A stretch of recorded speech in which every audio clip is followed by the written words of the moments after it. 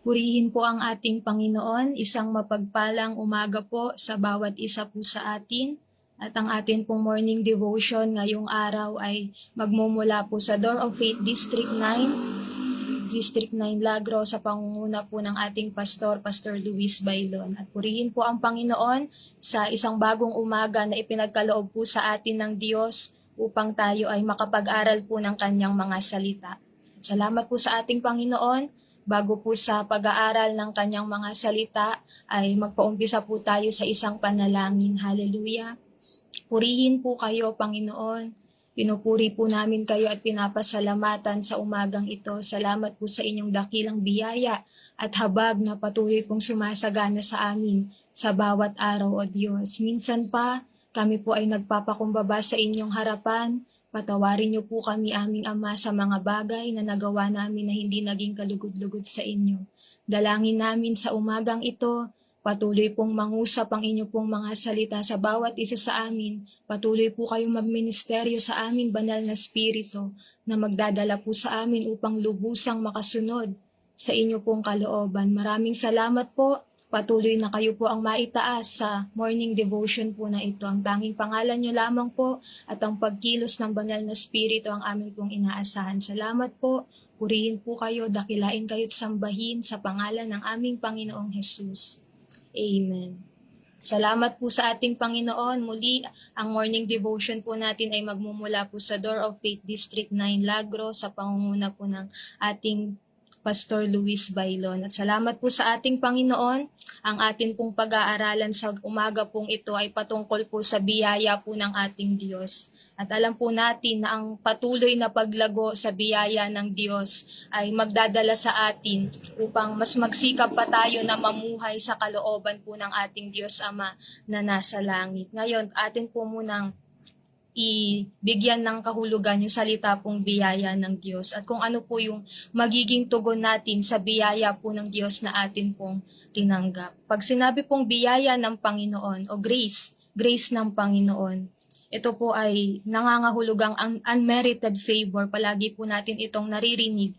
Ito ay unmerited favor of God na ibinigay sa bawat isa sa atin sa buong sangkatauhan upang ang bawat isa po sa atin ay magkaroon ng bagong buhay at patuloy na maging banal sa harapan po ng ating Panginoon. Ulitin ko po, pag sinabi pong grace of God o grace ay ito pa ay unmerited favor. Sabi po dito, unmerited divine assistance given to humans for their regeneration or sanctification. Ito po ay upang magkaroon tayo ng bagong buhay at maging banal sa harapan ng Diyos. Ito po ay gawa ng Diyos sa bawat isa po sa atin. Ito po ay pabor at pag-ibig ng Diyos sa bawat isa sa atin. Kumbaga wala po tayong naiambag o walang gawa mula sa tao upang maipahayag yung biyaya po ng Diyos. Ang sabi po dito sa Romans chapter 5 verse 6, nang wala tayong kakayahang makaligtas sa kaparusahan, namatay si Kristo para sa ating mga kasalanan sa panahon na itinakda ng Diyos. Ang sabi po dito, noong panahon na wala tayong kakayahang makaligtas, ibig sabihin wala po talagang bagay na magagawa ang tao para sa kaligtasan ng kanyang mga kaluluwa. Ito'y purong gawa ng ating Panginoon sa atin pong mga buhay. Bakit po? Dahil tayong lahat ay makasalanan. Malinaw po na sinasabi iyan sa Romans chapter 3 verse 23. Ang sabi po dito, sapagkat ang lahat ay nagkasala at hindi naging karapat-dapat sa paningin ng Diyos. Tayong lahat noong panahon na wala pa po tayo sa Panginoon, kung wala pa po tayong pagkakilala sa Panginoon, ay ang buhay po natin ay walang pag-asa. Tayo ay mahilig sa paggawa ng masama. Wala tayong ibang naisin, kundi yung bigyan ng kalungkutan ng ating Panginoon. Tayo ay makasalanan, sabi po dyan, sapagkat ang lahat ay nagkasala. Kung bakit ibinigay ng Diyos, kung bakit ipinaranas ng Diyos yung kanyang biyaya po sa bawat isa sa atin. Dahil tayong lahat po ay nagkasala at ang buong sangkatauhan ay hindi nakakapagbigay ng kaluguran sa ating Ama na nasa langit. Ngayon, sino po yung nagbigay? Sino yung ipinagkaloob ng Diyos upang ipahayag sa atin yung kanyang biyaya? Sabi po dito, sa John chapter 1 verse 17, ibinigay sa atin ng Diyos ang kautusan sa pamamagitan ni Moises, ngunit ang biyaya ng katotohanan ay napasa atin sa pamamagitan ni Hesukristo. Ang ating Panginoong Jesus ang ibinigay ng Ama upang iparanas niya sa atin, upang ipahayag niya sa atin yung dakilang pag-ibig niya sa bawat isa po sa atin. Ang sabi po dito sa 2 Corinthians sa chapter 5 verse 21. Ulitin ko po sa 2 Corinthians chapter 5 verse 21, kailan may hindi nagkasala si Kristo, ngunit alang-alang sa atin, itinuring siyang makasalanan para sa pamamagitan niya ay maituring tayong matuwid ng Diyos. Purihin po ang ating Panginoon. Sabi po diyan, kailanman ay hindi nagkasala ang ating Panginoong Jesus. Pero sabi po dito, alang-alang sa atin, alang-alang sa kaligtasan ng ating mga kaluluwa, ay itinuring siyang makasalanan. Walang ibang ipinambayad sa atin, walang ibang ibinigay sa atin ang Ama, kundi ang kanyang bugtong na anak para po sa katubusan ng ating mga kasalanan. Ngayon, sa paanong paraan niya po ibinigay iyon? Ang sabi po dito, sa paanong paraan ibinigay ng Diyos Ama ang kanyang anak, sa paanong paraan ipinahayag ng ating Diyos yung kanya pong pag-ibig para sa atin, yung kanyang biyaya. Sabi po dito, pero ipinakita ng Diyos sa atin, sa Romans chapter 5 verse 8 po, pero ipinakita ng Diyos sa atin ang kanyang pag-ibig sa ganitong paraan, kahit noong tayo'y makasalanan pa, namatay si Kristo para sa atin. Ipinagkaloob po sa atin yung biyaya ng Diyos noong tayo ay gumagawa ng mabuti. Ang sabi po dito, noong tayo'y makasalanan pa, noong lahat tayo ay nagbibigay ng kalungkutan sa ating Ama, noong tayong lahat po ay mahilig sa paggawa ng kasamaan. Ang sabi po dito, at kailan ibinigay po ng Diyos yung kanyang bugtong na anak? Kailan pinlano ng Panginoon na iparanas sa buong sangkatauhan yung kanyang dakilang biyaya? Ang sabi po dito sa 1 Peter chapter 1 verse 20. Sabi po dito, 1 Peter chapter 1 verse 20, bago palikhain ang mundo, pinili na ng Diyos si Kristo para maging tagapagligtas natin. Amen. Purihin po ang ating Panginoon. Bago pa pulikhain ang mundo, wala pa yung langit at lupa, hindi pa nalilikha yung tao, o wala pa po tayong malay, hindi pa tayo nagkakasala. Wala pa po tayo sa mundong ito, pinlano na ng Panginoon, nakita na ng Diyos yung kahihinatnan ng tao. At kahit hindi pa iyon nangyayari, may ibinigay ng solusyon po sa atin ng ating Diyos Ama. Sabi po dyan, bago palikhain ng mundo, nakita na ng Diyos na nagkasala tayo, nakita na ng Diyos na tayo ay susuway sa Kanya. Pero napakadakila po ng pag-ibig ng Diyos sa atin dahil sabi po dyan, bago palikhain ang mundo ay pinili na tayo ng Diyos. Pinili na ng Diyos si Kristo para maging tagapagligtas po natin. At ipinahayag siya ng Diyos nitong mga huling araw, alang-alang sa inyo. Kaya napakadakila po ng pag-ibig, ng biyaya ng Diyos sa atin. Dahil noong unang panahon pa lamang, hindi pa po tayo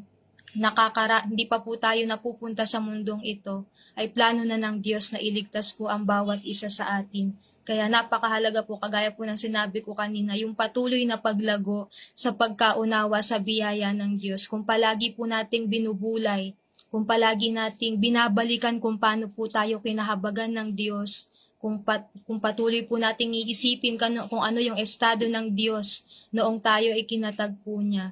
Amen. Ito yung magdadala sa atin upang mas lalo pang sumunod sa kalooban po ng Ama, upang mas italaga pa yung ating sarili sa ating pong Panginoon. Ngayon po, ano naman po yung magiging tugon ng bawat isa sa atin sa biyaya po na ating natanggap, na bilang nakaunawa na kung sino, kung ano yung biyaya na ipinagkaloob po sa atin, kung sino yung nagbigay nito sa atin, ano yung magiging tugon natin.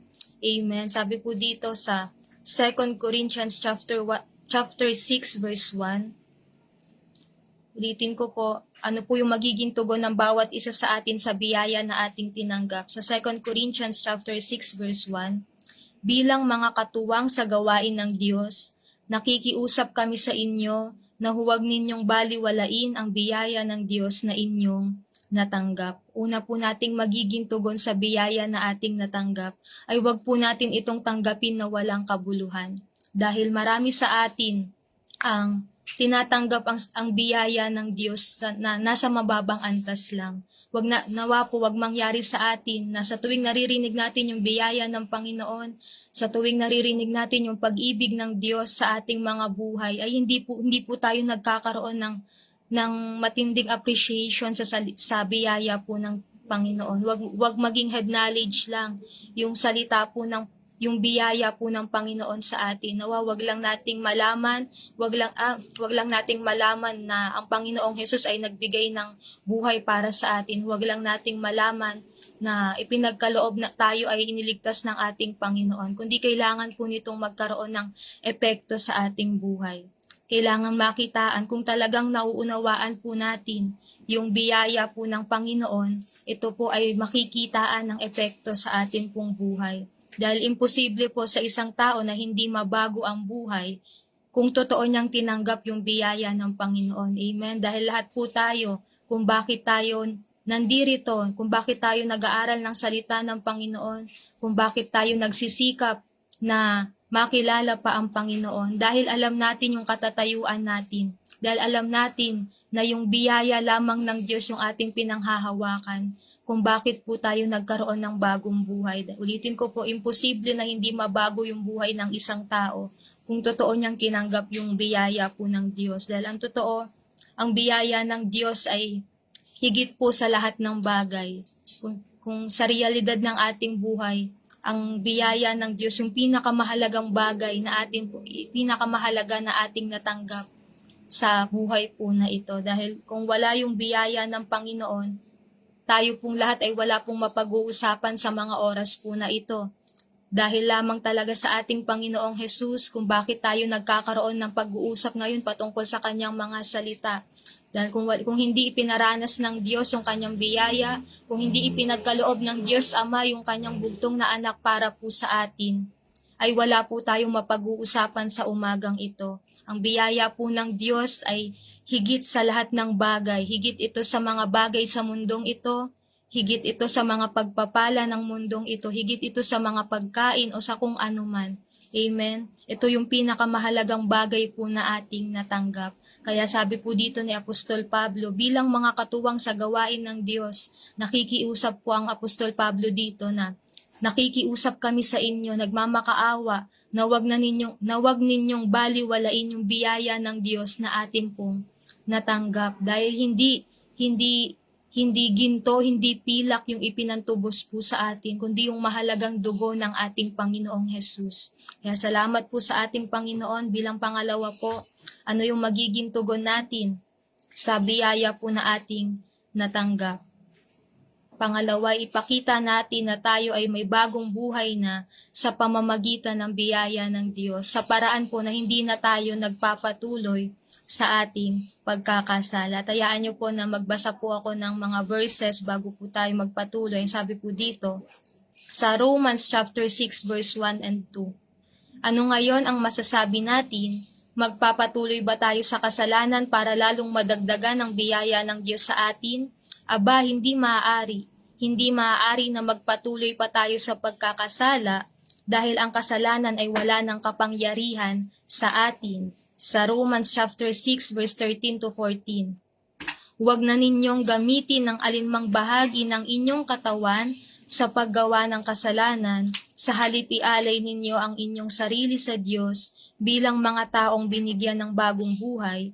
Ilaan ninyo sa Diyos ang inyong katawan sa paggawa ng kabutihan, sapagkat hindi na dapat maghari pa sa inyo ang kasalanan, dahil wala na kayo sa ilalim ng kautusan, kundi sa ilalim na ng biyaya ng Diyos. Purihin po ang salita ng Panginoon. Kailangan po natin itong i-declare sa ating mga buhay, na upang hindi na magtagumpay yung kasalanan po sa atin, mas lalo tayong lumago sa biyaya po ng Panginoon, ay kailangan nating i-recognize na tayo ay hindi na po pagmamay-ari ng kaaway.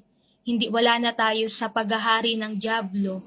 Wala na tayo sa paghahari ni Satanas. Tayo na po ay anak po ng Diyos. Tayo na ibinili sa mahalagang dugo ng ating Panginoong Hesus. At sa tuwing binubulay po natin yan, ay ito yung magdadala sa atin upang mas sumunod pa, mas italaga pa, yung magsikap pa tayo na mamuhay ng nakalulugod sa harapan ng Panginoon. Dahil sabi po dyan, wala nang kapangyarihan yung kasalanan po sa atin dahil nagtagumpay na po ang Panginoong Hesus 2,000 taon na ang nakararaan. Binayaran niya na po lahat po ng ating pagkakasala. Kaya kailangan po natin itong i-recognize at panampalatayaan na sa tuwing tayo ay nakakaranas ng tukso o sa tuwing tayo ay inaalok ng kaaway sa mga bagay ng mundong ito, palagi nating sabihin na tayo ay hindi na pag-aari ng kaaway dahil tayo ay binili na sa mahalagang dugo ng ating Panginoong Hesus. At sa tuwing nakikita ng Panginoon, sa tuwing tinitingnan tayo ng Panginoon, tayo ay malinis na, tayo ay banal na sa kanyang harapan. Kaya sabi po sa ating binasa, wala nang kapangyarihan yung kasalanan po sa atin. Kaya ngayon, bilang mga tinanggap na natin yung biyaya ng Panginoon, kailangan po nating ipakita na tayo ay may bago ng buhay. Dahil sabi po dito sa 2 Corinthians chapter 5 verse 17, ang sino mang na kay Kristo ay isa ng bagong nilalang. Wala na ang dati niyang pagkatao, binago na siya. Amen? Ang pinagkaloob po sa atin ng Panginoon ay isang bagong pagkatao na kailangan po nating tayuan, kailangan nating suotin sa ating pang-araw-araw na buhay. Dahil sabi po dyan, dahil yung pag-ibig ng Panginoon ay settled na po. Yung biyaya niya ay binigay na po sa atin. Kailanman hindi na po magbabago yung pag-ibig po ng Panginoon. Hindi na magbabago yung masaganang biyaya niya sa bawat isa sa atin.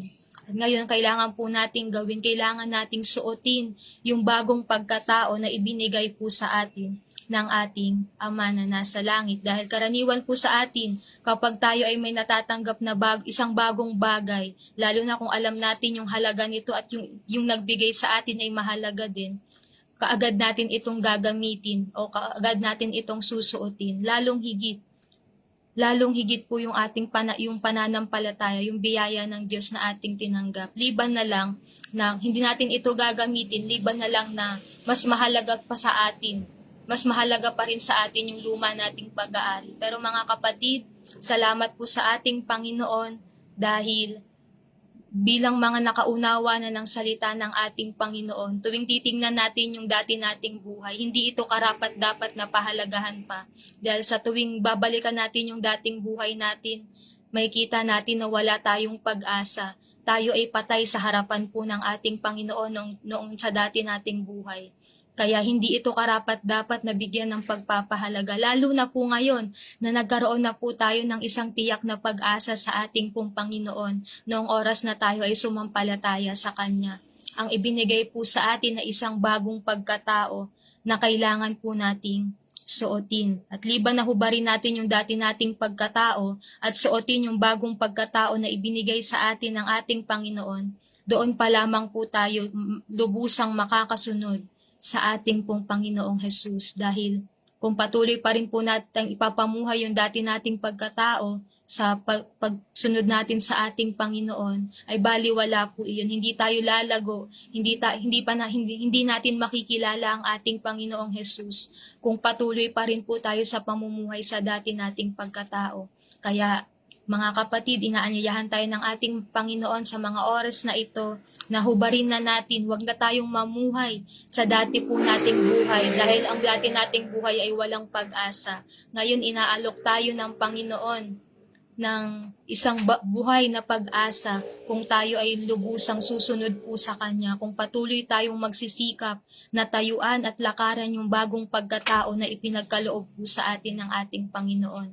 At yung bagong pagkatao na iyon, hindi ang Panginoong Hesus yung magbe-benefit, kundi tayo pa rin po. Lahat ng gawa ng Diyos sa ating mga buhay ay para po sa ating ikabubuti. Kaya salamat po sa ating Panginoon, nawa tulungan tayo ng ating Diyos na bilang mga nakatanggap na po ng biyaya ng Panginoon, ay ipakita po natin, suotin natin yung bagong pagkatao na ipinagkaloob po sa atin ng ating Diyos Ama.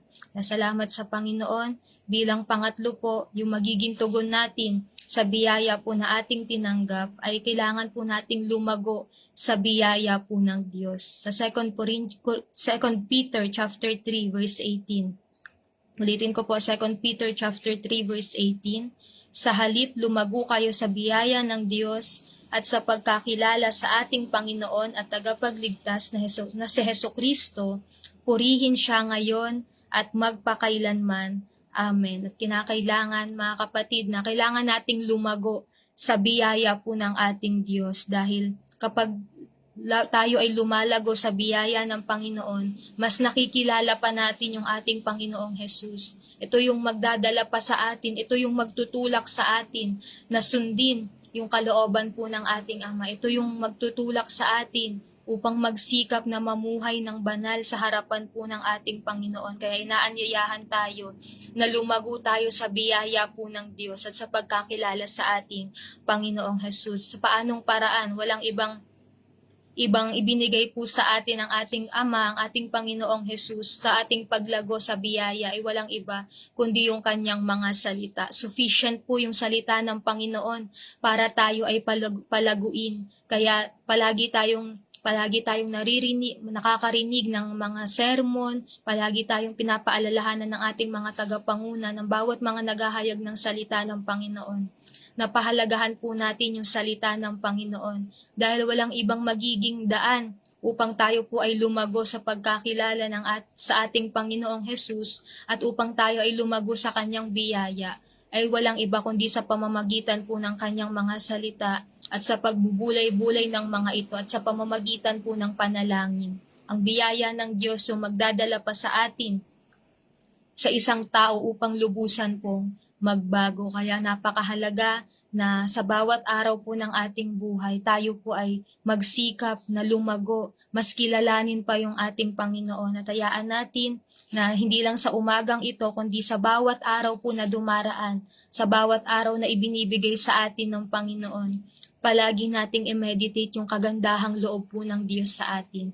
Dahil yung kagandahang loob po ng Diyos sa atin, yung nagbukas sa atin, yung naging daan, upang tayong lahat ay makapasok po sa langit na bayan, upang tayo ngayon upang magkaroon tayo ng isang buhay na pag-asa. Kaya salamat po sa ating Panginoon at patuloy po nating lakaran, patuloy tayong magsikap na lumago sa biyaya po ng Panginoon. Dahil the more na lumalago tayo, the more na nauunawaan natin yung biyaya po ng Panginoon, ay the more na nagpapakababa po tayo sa harapan ng Panginoon dahil nakikita natin na wala talagang mabuting nanggagaling sa atin.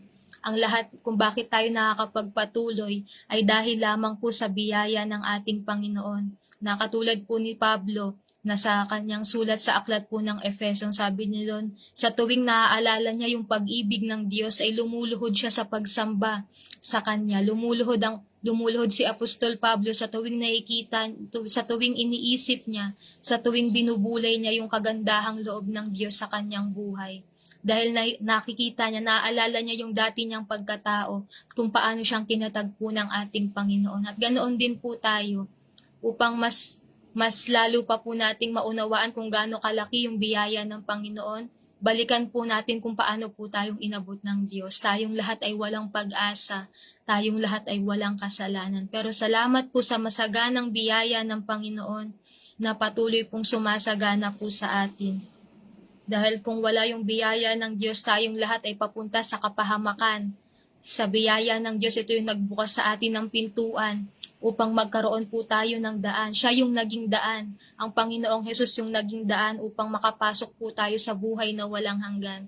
Kaya ngayon, tiyak na yung ating pag-asa, amen, na sa pagpapatuloy po natin sa ating Panginoon, ay tiyak yung ating pag-asa, buhay yung ating pag-asa, na yung pananampalataya na ating tinanggap ay hindi nawawalan ng kabuluhan dahil po sa biyaya po ng ating Ama, yung sa biyaya ng Panginoong Hesus, sa masagana niyang pag-ibig sa bawat isa sa atin. At napakasagana po ng kagandahang loob ng ating Diyos Dahil sa kagandahang loob ng Diyos, marami po tayong bagay na tinatamasa na kailangan natin palaging i-appreciate sa ating mga buhay at kailangan nating pagbulay-bulayan. Una na po dito, yung pumababasa po natin sa Romans chapter 5, sa buong kapitulo po ay mababasa po natin dyan yung mga tinatamasa natin, yung mga tinanggap natin, yung mga pagpapala na ating tinanggap, mga bunga ng pagtanggap natin sa Diyos. Una, tayo ngayon ay may mapayapa na pong relasyon sa ating Diyos Ama. Mula sa pagiging kaaway ng Diyos, tayo na po ay malayang nakakalapit sa ating Panginoon, sa ating Diyos Ama. May mapayapa na tayong ugnayan sa atin pong Diyos Ama. Pangalawa, ano po yung tinatamasa natin ngayon dahil sa kagandahang loob ng Diyos na ipinagkaloob sa atin. Itinuring tayong anak ng Diyos. Amen. Salamat sa ating Panginoon. Mula sa pagiging anak ng Diablo, ngayon ay inilipat tayo ng Panginoon sa kanyang kaliwanagan at itinuring niya tayong mga anak.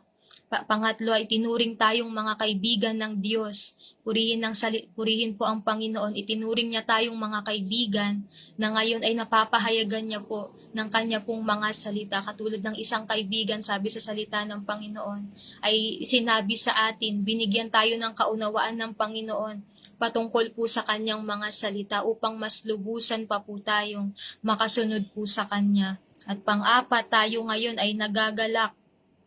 Tayo ay sa tuwing tayo ay nakakaranas ng kahirapan, ng pagsubok, ay nagagalak po tayo. Dahil alam natin yung Diyos na ating sinampalatayanan ay buhay at siya po ay nakaupo sa kanyang trono sa langit. Ngayon, anuman yung ating nararanasan, anuman yung pagsubok po na ating pinagdadaanan, ay may kagalakan po sa atin sa gitna ng kahirapan. Dahil alam natin na ang mundong ito ay hindi para sa atin. Mas may inhandang mana yung Diyos para po sa atin. Kaya kahit na tayo ay dumaranas ng pagsubok, sa pagsunod po natin sa ating Panginoon, tayo po ay may kagalakan dahil nalalaman natin yung Diyos na pinaglilingkuran natin ay may kontrol sa lahat ng bagay. Siya po ay nakaupo sa kanang trono ng Diyos Ama. Sila ay nakaupo sa kanilang mga trono at nasa kanila ang kapamahalaan. Kaya tayo ay may kapayapaan sa ating mga puso, sa ating mga buhay. Kaya salamat sa ating Panginoon, napakadakila ng pag-ibig ng Diyos sa buhay po ng bawat isa sa atin.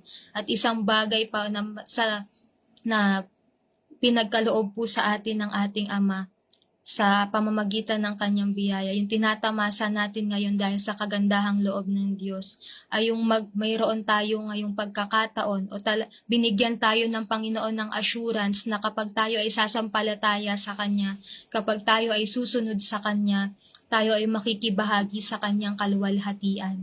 Makikita po natin ang ating Panginoong Jesus. Amen. Salamat po sa dakilang biyaya ng ating Panginoon na nagkaroon po tayo ngayon ng isang buhay na pag-asa na sa muling pagbabalik ng ating Panginoon ay makikibahagi po tayo sa kanyang kaluwalhatian. At yung mas isa pa po sa dapat nating ikagalak ay yung makikita po natin yung ating Panginoong Jesus ng mukhaan. Amen. Salamat. Napakadakila po ng pag-ibig ng Diyos sa atin. Napakadakila ng kanyang biyaya at habag. Marami tayong mga pagpapala na itinanggap, mga pagpapalang espiritual na tinanggap dahil po sa biyaya ng Panginoon.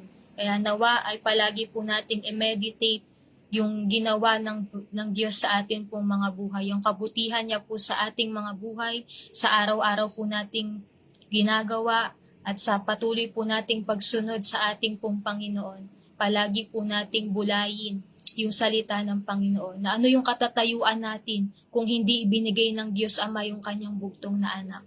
Tayo po ngayon ay walang pag-asa. Pero salamat po sa Panginoon. Tayo po ngayon ay may pag-asa sa Panginoon dahil tayo po ngayon ay nakaranas na ng biyaya ng Diyos. Ang kinakailangan po nating gawin, tayuan po natin, lakaran po natin yung biyaya ng Diyos na atin pong na pinagkaloob po sa atin. Kaya salamat po sa ating Panginoon. Tayo po ay minsan pa pong lumapit sa Panginoon. Tayo po ay manalangin. Hallelujah. Purihin kayo, Panginoong Jesus. Karapat dapat po kayo sa pinakamataas na papuri, pagdakila at pagsamba.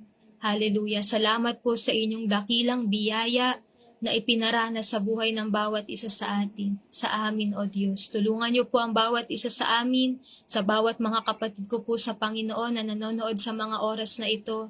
Tulungan niyo ang bawat isa sa amin. Sama-sama po kaming lumago sa biyaya at pagkakilala po sa inyo, Panginoong Jesus, upang mas magkaroon kami upang mas makasunod po kami sa inyo pong kalooban. Tulungan niyo po ang bawat isa sa amin. Kahabagan niyo po ang bawat isa sa amin. Wala pong ibang maparangalan sa amin pong mga buhay kundi ang pangalan niyo, Panginoong Jesus. Wala po kaming itataas, Panginoon, kung bakit kami nakakapagpatuloy ay tanging sa biyaya niyo lamang po. Kaya maraming salamat po sa umagang ito. Pinagpapala ko po ang gawain na ito tuwing umaga. Pinagpapala ko po, Panginoon, ang aming pong tagapanguna, Pastor Joseph Glenn Masaredo, O Diyos. Pinagpapala po namin ang kanya pong buong sambayanan sa kabuuan ng Mazaredo family, maging sa mga district supervisor, Panginoon, ng kabuuan po ng Door of Faith, at maging sa bawat mga kapasturan at kamanggagawa, ay pinagpapala ko po, Panginoon, kayo po ang patuloy na maparangalan sa amin pong mga buhay. Wala pong ibang maitaas sa bawat paggawa, sa bawat paglilingkod ng amin pong mga buhay. Ay tanging kayo lamang po, Panginoong Jesus. At tanging umaasa po kami sa pagkilos ng inyong kapangyarihan, ng inyong banal na espiritu sa amin pong mga buhay. Tulungan niyo po ang bawat isa sa amin na makapamuhay ng nakalulugod po sa inyong harapan hanggang sa inyong muling pagbabalik, Panginoon. Sama-sama po ang bawat isa sa amin na lumago sa pagkakilala po sa inyo. Salamat po. Pagpalain niyo po ang bawat mga kapatid sa mga oras na ito. Pagpalain niyo po ang buong araw na ito. Ano man po yung aming gagawin, ano man po yung mga hakbang na aming gagawin, patuloy na kayo lamang po ang maparangalan, Panginoong Jesus. Minsan pa, pinupuri po namin kayo at pinapasalamatan sa inyong masaganang pag-ibig, masaganang biyaya at habag sa amin pong mga buhay.